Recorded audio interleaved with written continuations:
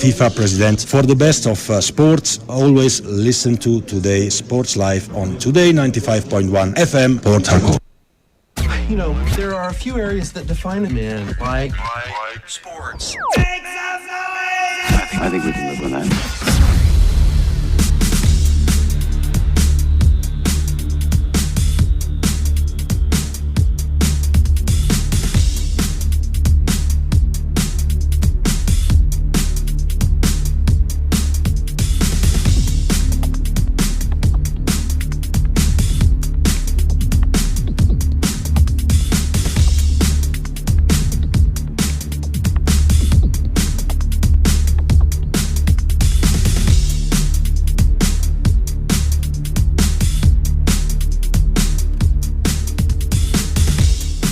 Hello, my name is Kanwanko aka Papilo.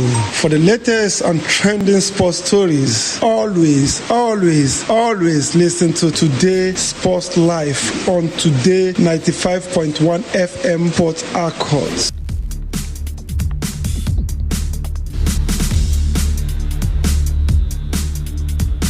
Good afternoon and welcome to the marathon edition of Today Sports Live this beautiful Saturday afternoon. Of course, it is 5 minutes gone past the hour of 1 o'clock.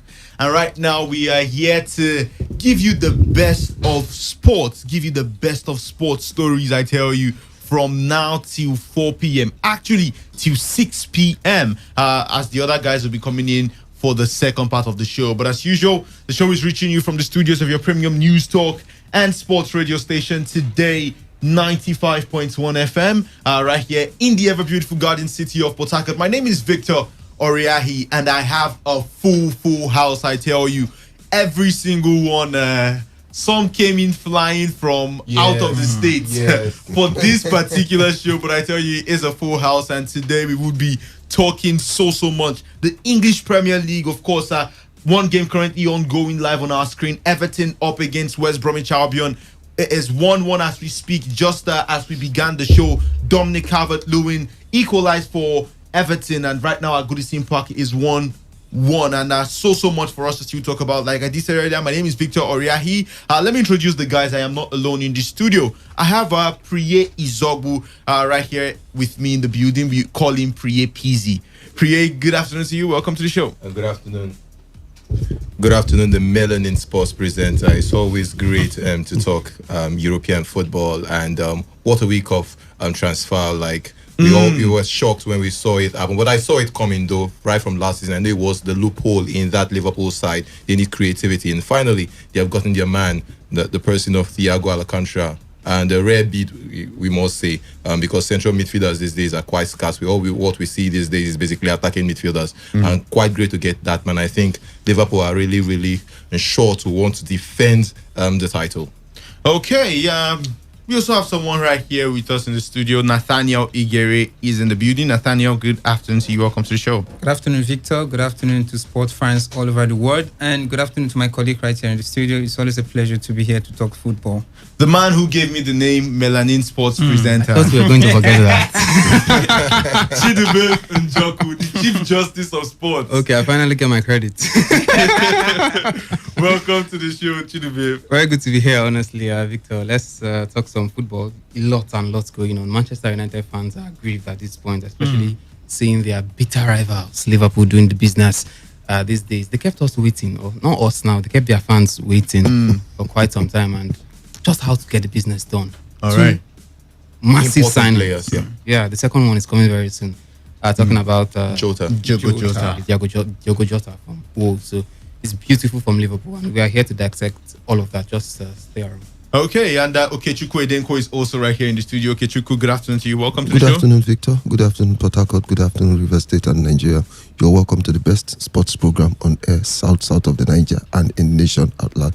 We promise you a bumper harvest of sports news, football, and all-round sports as the program continues. Well, I tell you, he did hit the nail on the head, but today we'll be focusing majorly on European football. So much happened during the outgoing week, and before we go on, I'd like to ask the guys, we did see a lot happen during the week. First of all, from the start of the English Premier League, Leeds United having an impressive game against the champions Liverpool. We did hear of Pierre-Emerick Aubameyang this same week sign a new contract with the Gunners. Emiliano Martinez leaving the club. Gareth Bale currently at Tottenham, just finalizing his 1-year loan deal. This man, Thiago Alcantara, back at the club. It was a week full of beautiful football. So let me start with you, Priye. What made the headlines for you this week? It's quite simple, and Thiago Alcantara, because I've been saying this over and over again. I think it's a rare breed, and they're actually going out of his station right now. I'm talking about the position of a proper central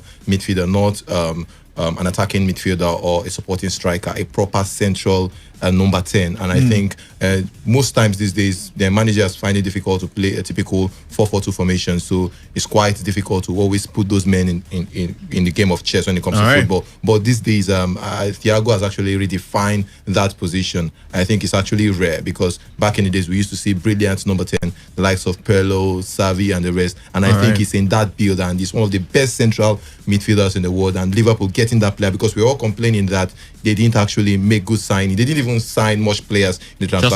Just one. And what do they have to come back with a bounce? And they got the man they wanted, the man that is actually the missing link in that beautiful Liverpool side. For me personally, I think it should be Thiago deal, and quite cheap. The money is quite cheap for the quality of the player. I have so much to talk about as regards that the finances involved for Thiago Alcantara move. How about you, Chidubem? What made the headlines for you? It has to be the great and mighty Aubameyang. I just knew it. Extending his contract with Arsenal. I think Aubameyang is a special player, and that's the reason he got the number 14 jersey. What I picked from that contract extension was the fact that the man has come to find family at Arsenal, and it's something that we've not been seeing from our captains in time past. Some of them, you can remember what happened most recently to Ramsey. Yeah, he was part of the family, but I mean, a lot of us didn't expect him to leave the way he did, and it was becoming tradition. Even Koscielny, that once you become a captain, you leave the club. You can go down this feeling, Vermaelen, Fabregas, and all of them. Gallas also wants to get the captain number, and it looks like they're set to leave the club. But Aubameyang decided to stay, and that's a sign of good things to come, because the faith he had in the club, that come on, this club has a direction. That tells a lot about whatever Arteta has done so far in the club. So that definitely steals the headline for me. And just to add, I'm sure Priye must have been talking about number 8 position when he was talking about the CMs, because number 10s are usually the attacking midfielders, the Ozils, and these days, all of them. Okay, well, according to Aubameyang, he says he wants to be a legend at the club. Hopefully, he will be able to reach that status if he hasn't already reached it. How about you, Okechukwu? What made the headlines? Well, for me, it's practically the return of Gareth Bale to Tottenham Hotspur, and also not yet finalized though. And the coming of Sergio Reguilon.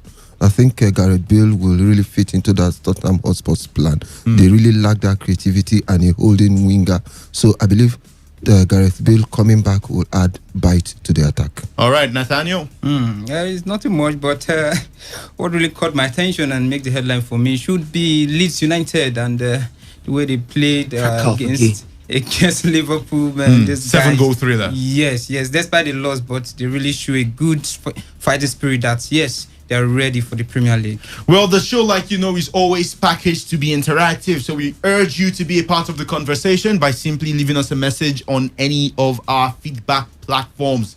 Yes, for your SMS or WhatsApp messages, you could send them to the number 0701 933 9962. I take it again, 0701 933 9962. Let's know what made the headlines for you in the outgoing week in the world of football. And as well, you can also copy us on Twitter. Send in your tweets, but do well to copy us. We are at Today FM 951 at Today FM 951. But you can as well copy my handle or Priye. I'm at Victor Oriahi at Victor Oriahi. Oriahi spells Oriahi, while Priye's handle is at Priye Pizzi, at Priye Pizzi, Pizzi. Well, later on, we'll be moving to the phone lines when the time comes to get to hear from you, because you are going to be the 5th analyst in the studio today. Let's get the show started.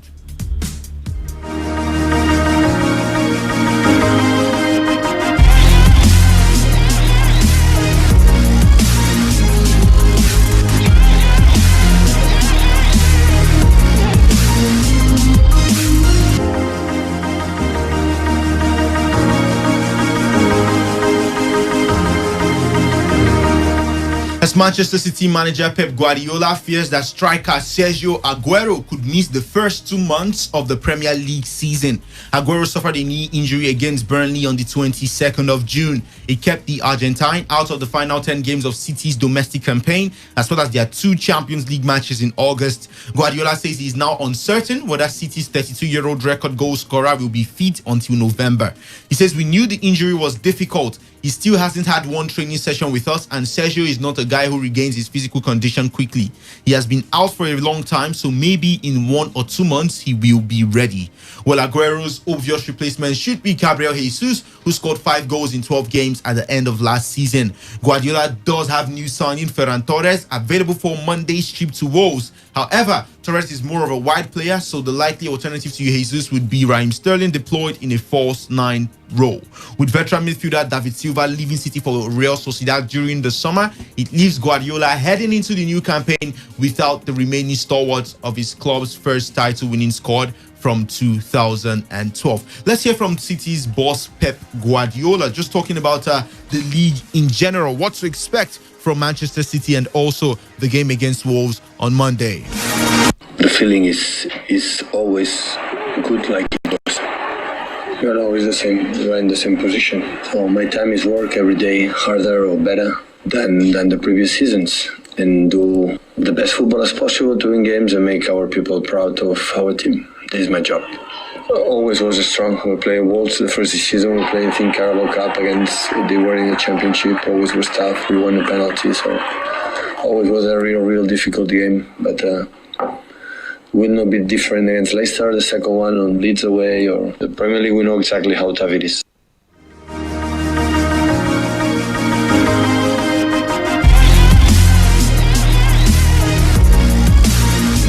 Well, that was City's manager Pep Guardiola speaking ahead of that game against Wolverhampton Wanderers on Monday. City in action for the first time this season. Yeah. What do you think Pep's priority would be this season, especially after finishing behind Liverpool with such huge points margin? But just before you head to that, James Rodriguez with a beautiful goal for the Merseyside team Everton to put them ahead in this particular game. In the 45th minute, James Rodriguez has put Carlo Ancelotti's men ahead. Chidubem, lead us through how that goal came about. Beautiful team effort from Everton there. Started all nicely from the back. I was beginning to ask myself, when did Ancelotti's team start playing tiki-taka football? It was a beautiful build-up from the back, and then that usual diagonal pass from the defender out there to the winger. Now trying to find who that ball exactly came to, and then James just picked the ball nicely just outside the box, and boom, it went into the right hand corner of the post there. Very beautiful finish from the man James. He's continuing from where he stopped last time out. The last game he had a fantastic showing against Tottenham, and look where he is again, showing us that the number 10 jersey indeed is not dead. Well, Carlo Ancelotti seems to be doing something new with this Everton team, with the way they play, with their performance on the field of play, their all-round performance. But we can only see or wait to see how it goes, or what the best would be for the Evertonians. Priya, speaking about Pep Guardiola, what do you think is his priority this season? You finished with such huge points gap between himself and champions Liverpool. Definitely, I think it should be 2 things basically, and I think the most important aim and objective of that Manchester City side is lifting the Champions League or getting to the finals of the Champions League. That'll be very important for the team. A straight red card. It's a straight red card. If I on James Rodriguez there, the man is on the floor. I hope it's not bad. That's from the former Arsenal man, Gibbs. Yeah. Just straight red card for the former just Arsenal after man. conceding a second goal, you get a red card. Not the way West Bromwich Albion expected it to go, especially after taking the lead in this game. At all. It's sorry times for West Brom. You can't be a red card down, a man down rather, playing against a spirited Everton side, and in the second half it might just get worse for West Bromwich Albion.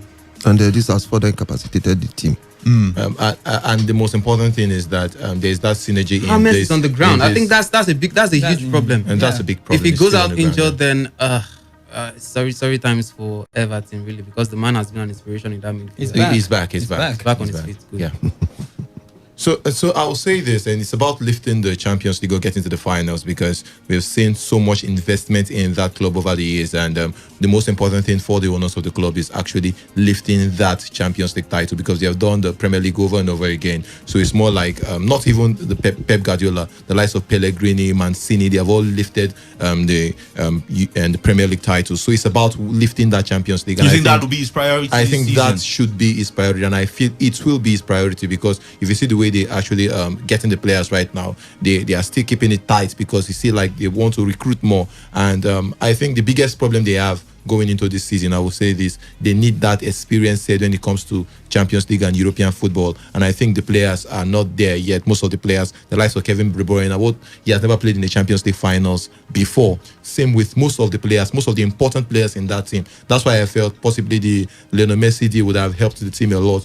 Possibly they can actually go for another player, an experienced lad, possibly that have seen a lot when it comes to European football, so that they can actually achieve that aim. Because I think their biggest problem now is about lifting that Champions League title. The previous season, not the last season, the previous season, they lifted the treble, the domestic treble, the Premier League, FA Cup, and of course the Carabao Cup. But they didn't lift that Champions League title. And it was more like a big problem, a shackles on the feet of Pep Guardiola over the years, beyond even Manchester City. When he was even in Bayern Munich, he could not lift that Champions League title. His third. And so I think that will be the priority of the manager, the priority of the team, and the priority of the players. All right. Well, how about you, Okechukwu? With looking at the inconsistency of some players, the in and out of fitness. Now we're hearing that Sergio Aguero could be out till probably November. He isn't back. It's been so long, over 3 months out due to injury for the man. And right now, there's last season we did see the inconsistency. This time, even in the performance of the likes of Mendy, injuries to Laporte at the point in time, to Otamendi. Do you think City stands a chance against the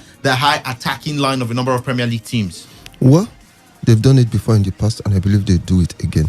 Secondly, for every position, they have an average of 2 or 3 players that are capable of fitting into that position. So it gives them that depth, it gives them that strength, and it also gives them that push to go forward. For every position, I repeat, they have 2 or 3 players that are very good. So nobody in the City team at this point is a pushover, but I strongly believe that they still need to add 1 or 2 more players into the team so that they can get better and also push. Sorry, cutting you. The game live on our screen. The coach of West Bromwich Albion has gotten himself a red card. Bilic is out of the game, so possibly. But he challenged on the ref, actually. Yeah, he was shouting on the ref. After he blew the final whistle, I think he wasn't satisfied with the red card handed to Gibbs, and he went to lay his complaint. I feel it was too harsh, because basically it was even stopping his assistant referee from coming, the assistant coach from coming close. So I think it was more like the referee was. I think it could be for dissent, because we don't know what he said. Yeah, we don't exactly. So I think Bilic, as I know, has been very, very eccentric. Yeah. He has the antecedent of being very, very eccentric, and it has his temperament problem. So most times he allows his emotion get a better part of him. And he has been decently rewarded for that.